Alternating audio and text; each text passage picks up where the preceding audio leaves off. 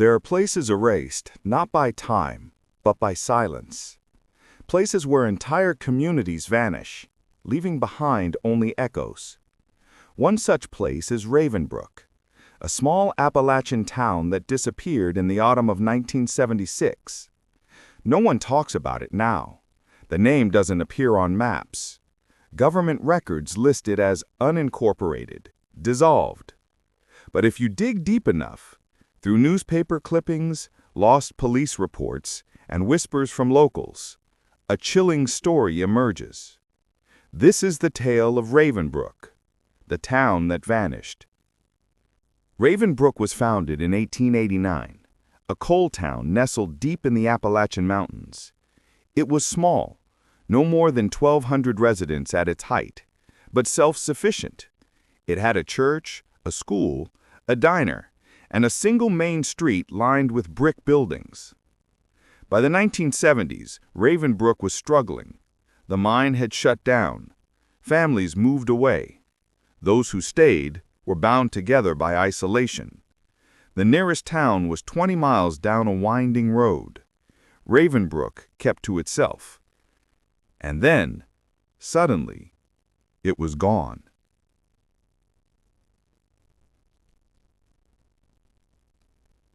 On October 14, 1976, a delivery driver from a nearby town arrived in Ravenbrook with a shipment of supplies. What he found was silence. The streets were empty. Cars sat abandoned, some with doors hanging open, keys still in ignitions. At the diner, half-eaten meals sat on tables, coffee still in mugs. In one house, a television flickered with static, the couch overturned, but no sign of the family that lived there. Every building told the same story, life interrupted mid-step. There were no bodies, no signs of violence, just emptiness.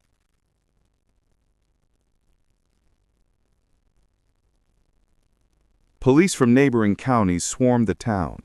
Theories flew: mass poisoning, cult activity, government experiment. But the investigation turned up nothing. No signs of struggle. No footprints leaving town. No vehicles missing. Even the pets were gone. No cats, no dogs, not even birds in the trees. The only unusual discovery came from the school. In the chalkboard of an abandoned classroom, someone had scrawled a single word: listen.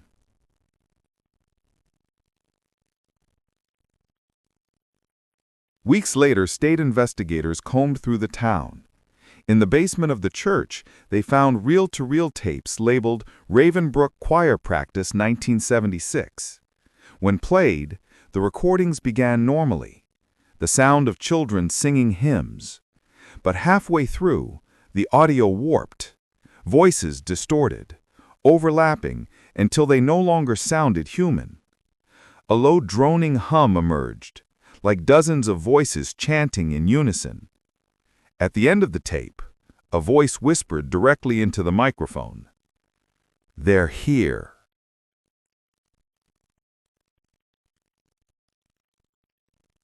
Though the entire town vanished, a handful of people claimed to have escaped Ravenbrook before it happened. One was Evelyn Carter, who left to stay with relatives 2 weeks prior. She later told police she had been plagued by strange dreams, shadows crawling along her walls, whispers in her ear at night, the sensation of being watched even when she was alone. Another was a miner named Samuel Griggs, who left Ravenbrook after a dispute with the town council. Interviewed in 1977, he said, "They were changing. My neighbors, my friends, they started talking in riddles, finishing each other's sentences. Sometimes they'd just stand outside at night, all of them, staring at the woods, like they were waiting for something." Griggs died in a car accident a year later. Some claim it wasn't an accident at all. Investigators mapped the area and discovered something unsettling. Ravenbrook's town square was built atop an older settlement, a logging camp from the 1800s, that itself had been abandoned after workers went missing in the woods. Local Native American tribes had long avoided the valley, calling it the place where the sky speaks. Legends told of a hum that rose from the earth, a sound that could drive men to madness or lure them into the trees. Geologists later tested the ground and found unusual magnetic activity. Compasses spun uselessly. Radios picked up static.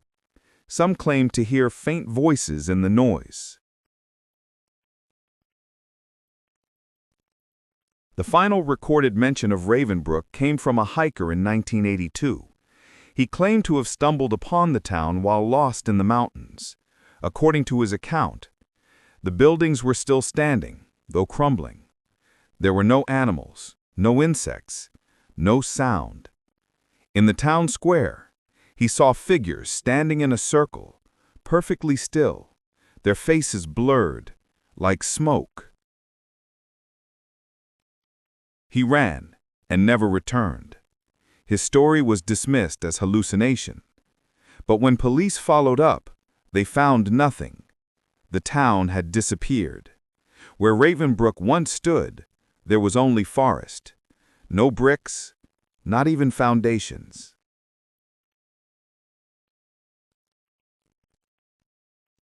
Ravenbrook is not on any modern maps. Ask locals, and they'll deny it ever existed. Old residents won't speak of it. But sometimes, hikers in the Appalachian Mountains report strange experiences. Hearing laughter in the woods at night, finding abandoned houses where no town is marked, waking to find words carved into trees. Listen. And then, of course, there are the recordings. Faint audio files that surface online, claiming to be from Ravenbrook. Most are hoaxes.